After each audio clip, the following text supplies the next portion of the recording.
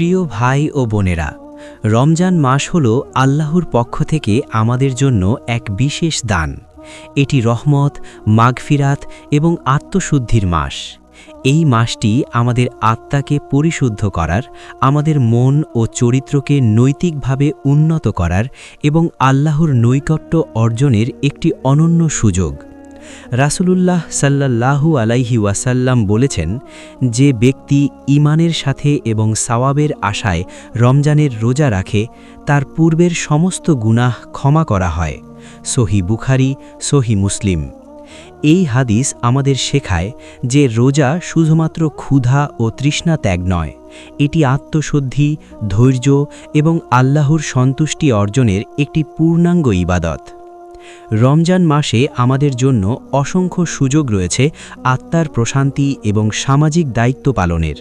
আমাদের প্রিয় সাহাবী আবু বকর আস-সিদ্দিক রাদিয়াল্লাহু তাআলা আনহু, যিনি ছিলেন রাসূল সাল্লাল্লাহু আলাইহি ওয়াসাল্লামের ঘনিষ্ঠ বন্ধু এবং ইসলামের প্রথম খলিফা, রমজানের সময় দান, দয়ালুতা এবং দরিদ্রদের সহায়তার মাধ্যমে সমাজে আল্লাহর সন্তুষ্টি অর্জন করতেন।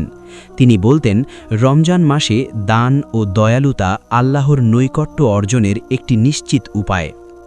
রাসূলুল্লাহ সাল্লাল্লাহু আলাইহি ওয়াসাল্লাম বলেছেন, যে ব্যক্তি একজন অভাবীকে সাহায্য করবে, আল্লাহ তাআলা তাকে জান্নাতে রাখবেন। তিরমিজি। এটি আমাদের শেখায় যে রোজার সময় আমাদের মনোযোগ শুধু খাদ্য ও পানিতে সীমাবদ্ধ থাকা উচিত নয়, বরং অন্যদের সাহায্য, দয়া এবং ন্যায়পরায়ণতা দেখানো সমান গুরুত্বপূর্ণ।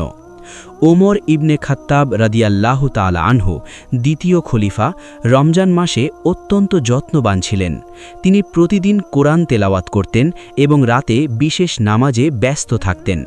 তিনি বলতেন, রমজান মাসে প্রতিটি মুহূর্ত আমাদের জন্য একটি সুযোগ, যা আমরা আল্লাহর সন্তুষ্টি অর্জনের জন্য কাজে লাগাতে পারি।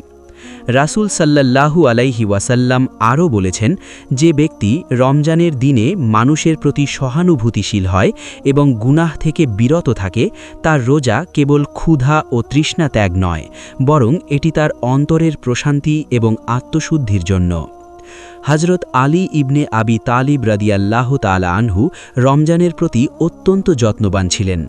তিনি নিয়মিত দান করতেন, দরিদ্রদের সহায়তা করতেন এবং রাতের নামাজে বিশেষ মনোযোগ দিতেন। তিনি প্রমাণ করেছেন যে রোজা শুধুমাত্র শারীরিক সীমাবদ্ধতা নয়, বরং আত্মিক ও সামাজিক দায়িত্ব পালনও। রমজানের অন্যান্য ফজিলত হল কোরআন পাঠ, দোয়া, তাকওয়া বৃদ্ধি এবং আত্মসংযম।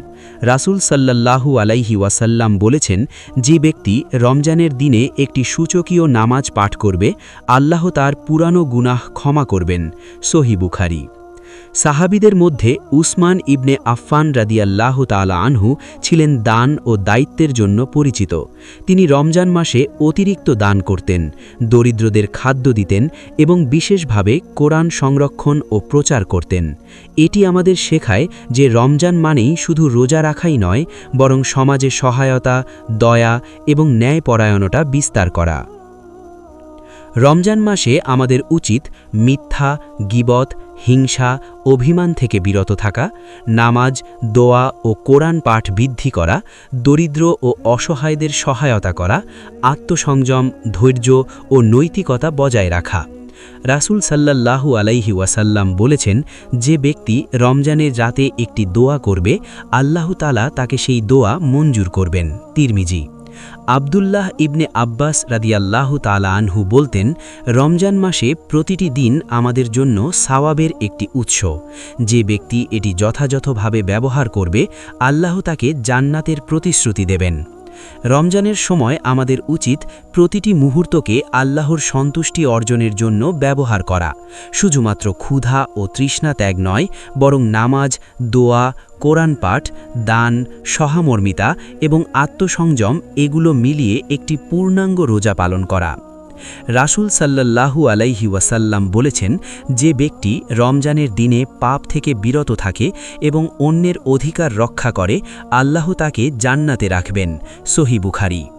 হজরত ফজল ইবনে আবি হুমায়দ রাদিয়াল্লাহু তাআলা আনহু এবং অন্যান্য সাহাবীরা রমজান মাসে দান, সাহায্য এবং নামাজের মাধ্যমে উদাহরণ স্থাপন করতেন।